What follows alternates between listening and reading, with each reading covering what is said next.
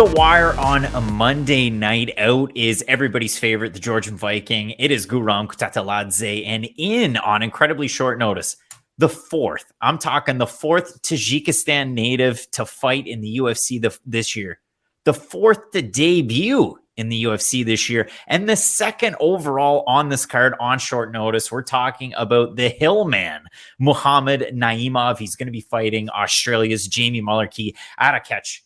It is going to be, and I say a catch, but it's going to be at lightweight. And that's the catch. I mean, Muhammad Naimov, his entire pro career spent at featherweight. The last time he competed at lightweight, it was a one-off in his amateur career. And he weighed a juicy 151.5. So Muhammad Naimov, not necessarily the biggest guy that you know, but you should know about him because back when he was competing in Taekwondo, pure Taekwondo, the 17, 16-year-old class at 69 kgs, he placed first in the entire world. And if you're an MMA fan, you know the Taekwondo-based fighters that made it really high up on the overall scale of things. Anthony Pettis, a champ. Benson Henderson, a champ.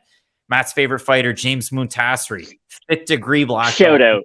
No, and Chris Barnett as well. He has a Taekwondo base. But Matt, I found it really interesting. I mean, when you draw parallels out of Naimov's game to a guy like Guram Kutateladze, a lot of big combinations in the pocket, a really, really streaky right cross that Naimov will throw. He was able to drop Murad in his Titan FC fight after he was on Dana White's Contender Series. And we'll talk all about that Contender Series fight. But I really did have a lot of fun watching the tape. I think a lot of people are going to pick apart Naimov's record because overall, if you add everything up, combined pro opponent record, 40, 22, and 2, that's not that bad. But if you take away the Colin Anglin fight, which was a loss, and you take away the Olivier Murad loss, who ended up on Contender Series and won a fight himself, it's actually 29, 21, and 2. So it's not really the greatest. His last win, a 34-second knockout over a 4-3 fighter in Dylan Schultz. And in that one, he lands an Emily Ducati over Danielle Taylor head kick, and then he finishes it up with ground and pound. This guy's a really impressive fighter. What did you make of the tape when you went back and watched some stuff from either Muhammad Naimov or, as you might see it out there on the websites, Muhammad John Naimov?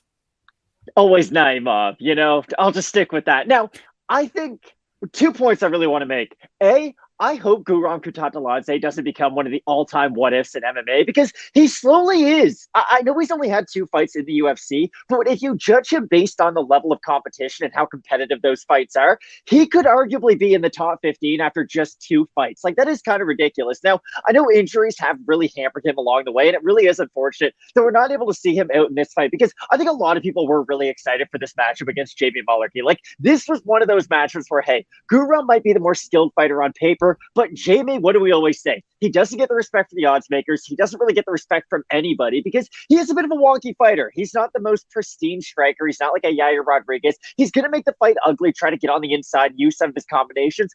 For Naimov, and this is my separate point, I think there could be 2 versions of him in the UFC because if you watch him based on some of the offense he is able to land, he could be a really good offensive fighter if he is able to still continue to make progressions throughout kind of his 28, 29, age 30 seasons, if you will, to put it into baseball terms. But for Naimov, I like how heavy he is when he is able to get into some of those top positions. We have seen some wrestling, and I do like the striking, but this is my only critique I would have with his striking. I'm curious if you came away with the same thing. His hands, good. His kicks are good.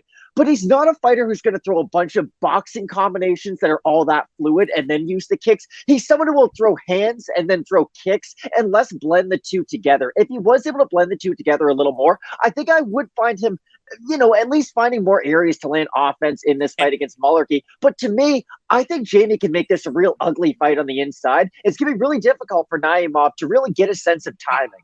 I don't know. I mean, that's kind of the thing. If you go back and you watch Naimov fights, where does he excel? It's in that Thai clinch, which I know I talked about him being a Taekwondo fighter, but when he gets the Thai clinch, he lands big elbows. He lands big, dirty boxing combinations, huge knees to the body. And if you do consider it, when he's out at space, it's all the way in, it's all the way out. Is it going to be boxing? Is it going to be the kicks? But the thing that I looked at, like, he has all the pieces. I mean, his takedown defense is obviously his detriment. You saw that in the Colin Anglin fight, the 10-8 third round that he was up against in that one. He was a -300 favorite in that fight against Anglin. Anglin a +250, just like his countryman Muin Gafurov, who's on this card. He was a -450 over Chad Anheliger, both guys losing. But if you do consider it, I mean, takedown defense will cost Naimov. When he's a better grappler, he will go for takedowns. When he gets hit on the feet, and he got hit hard in that Anglin fight in the 3rd round, he started shooting some panic takedowns, got them defended. If he's better than you on the ground, he's going to beat you. But if he's not as good as you on the ground, well, then yeah, that's where we can see some deficiencies. And when it came to his striking defense too, it's a little bit piecemeal. Like he moves his hands quite a bit. He blocks really well, but when he's blocking, he doesn't move his head, or he's moving his head on the outside, and then his feet stay planted to then throw some more offense and counters. So it's great, and he is a very, very fun striker. I know we talked about Muin Gafurov, and his last win was that spinning heel kick within a phone booth, but you look at the kicks, you look at the overall striking prowess of a guy like Naimov. He is a lot of fun, and even back when he had his last lightweight fight, that was with a promotion called Real MMA in Las Vegas in 2017. Even though that's his last experience at lightweight, the main event of that card, MMA media member Rodney James Edgar of Combat Press fighting UFC welterweight now, Joshua Quinlan. So crazy to see guys coming from the regional scene ending up in the UFC. I mean, the other thing for Naimov, you will see it out there representing Elevation MMA. He had Corey Sandhagen in his corner against Murad in that fight. But since then, he has moved it over to a different gym. I have it in the graphics. It's not the Greater Toronto area, but it is GTA Eagles Martial Arts. And his coach is Kushav Giyosov, who's a Taekwondo coach. So he's got a Taekwondo coach in his back pocket to utilize. And obviously we know that is the big time skill set. So Naimov running that 3-fight win streak, coming in on incredibly short notice as of Monday night to take on Jamie Mullarkey. When you look at this matchup, Matt, I know Jamie Mullarkey overall in the UFC, only 35% takedown accuracy, but he got 3 against Brad Riddell in a fight of the night. He got 5 against Faraz Ziam.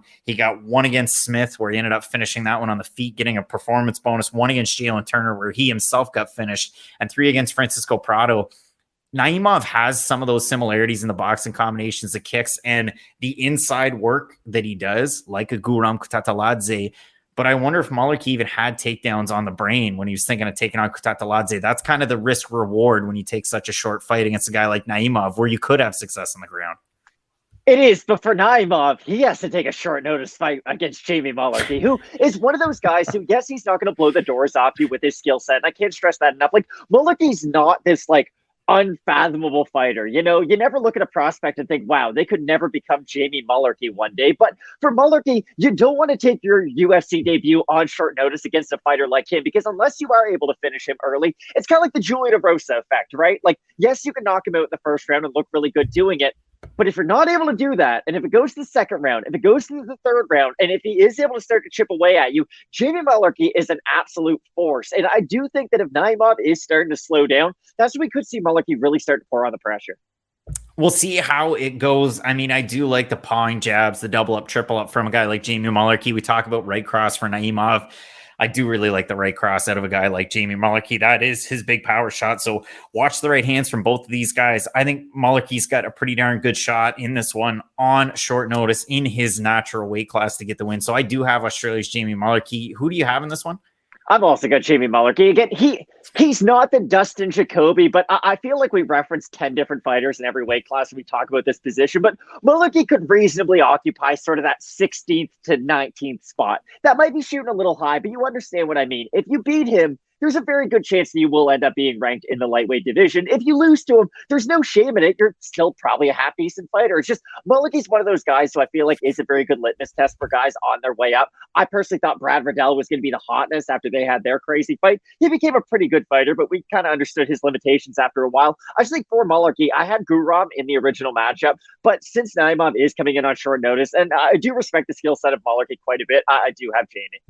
We'll see how it goes. We've seen Mullarkey on skates in some of his UFC fights. That Michael Johnson fight was a tough one, and he ended up pulling out the win. So a wild one there. Both of us going with Jamie Mullarkey to get the win. Let us know who you have down below in the comments section. The tape study on Muhammad John Naimov was definitely a lot of fun to go back and watch. Make sure you check out the rest of the videos for UFC Fight Night, Kara France versus Albazi. And if anything changes, you can count on us here at Fight Night Picks to update you when those fights are announced. You're going to want to keep it locked in with Fight Night Picks, as we always say.